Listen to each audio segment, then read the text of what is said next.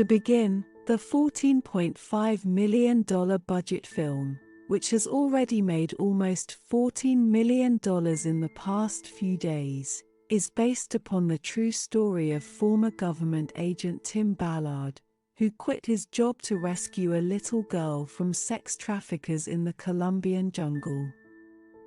Speaking with EWTN News Nightly's Tracy Sabol in a June 30th interview, Verostegui, who produced and acted in Sound of Freedom, said the purpose of the film was to raise awareness about the 2 million children exploited every year in the international sex trafficking trade.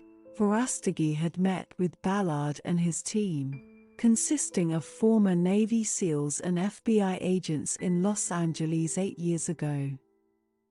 Verostegui ended up saying, "When they explained to me in detail what these children are going through, the pain, the suffering of these children, of course on one hand I was very inspired by their work, on the other hand I was in shock, I was depressed, I couldn't sleep for many days."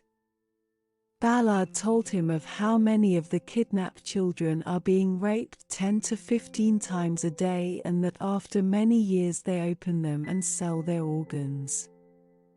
Ballard told him that even though his group could save thousands of children, something more was needed to help the millions of more children suffering around the world. Deliberating on this for a while, Verostegui asked himself what he can do to help the millions of other children impacted. As a filmmaker and actor, Verostegui said he has a weapon of mass instruction and inspiration.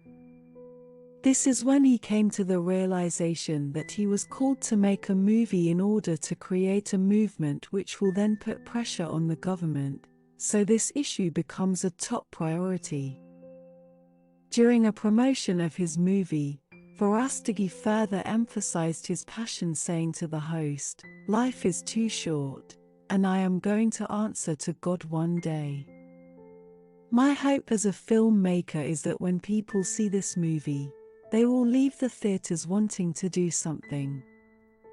Because God's children are not for sale." The host asked the audience, "Is that what happened to you? Did you leave wanting to do something?" The audience replied, "Yes,